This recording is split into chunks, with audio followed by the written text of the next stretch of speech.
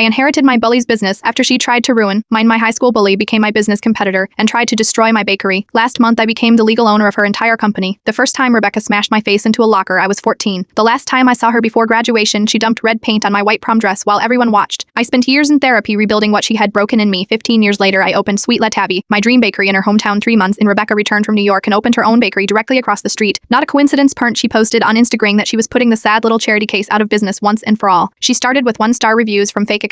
Then came the health inspector, anonymous tips, and stolen recipes. The final blow, she convinced my landlord Pert, her uncle Perton, to triple my rent overnight. I had 30 days to move or pay. What Rebecca didn't know, her uncle had offered to sell me the building 6 months earlier. I'd declined because I couldn't afford it, but I'd kept his business card. That night I called him. Rebecca says you are going out of business anyway, he said. I can hold the space for her expansion. Actually, I explained, I'd like to revisit your offer to sell. 3 days later, I signed the mortgage papers. Rebecca didn't know I'd been saving for years, or that my grandmother had left me an inheritance I'd never touched. The building was mine. I didn't raise Rebecca's rent. I didn't need to. Her business was built on cruelty, not customer service. Meanwhile, I focused on making mine better. A year passed. My bakery thrived. Hers struggled. Then came the call from Rebecca's lawyer. She was in hospital after a car accident and needed to sell her business assets immediately to cover medical bills not covered by insurance. The irony, I was the only potential buyer who understood the local market. Her lawyer looked uncomfortable when I walked into his office. You could destroy everything she built, he said quietly. That was her plan for me, I replied, but it's not mine for her. I bought her equipment at fair market value and hired her 2 employees who would have lost their jobs. When Rebecca recovered, I offered her a job Pernton, not out of cruelty or power, but because everyone deserves the chance to rebuild. She declined, moved away, and blocked me on social media. But her former customers now order my cakes. Yesterday, I expanded into the space that used to be Rebecca's bakery. As I hung my new sign, an elderly woman touched my arm. You were always the stronger one, she said. Rebecca's grandmother, whom I recognized from school events years ago. She never understood that kindness isn't weakness. Sometimes success isn't about getting revenge. It's about breaking cycles, part building something so solid that those who tried to break you can't help but see what they could have become. Sweet Arabi now occupies both sides of the street.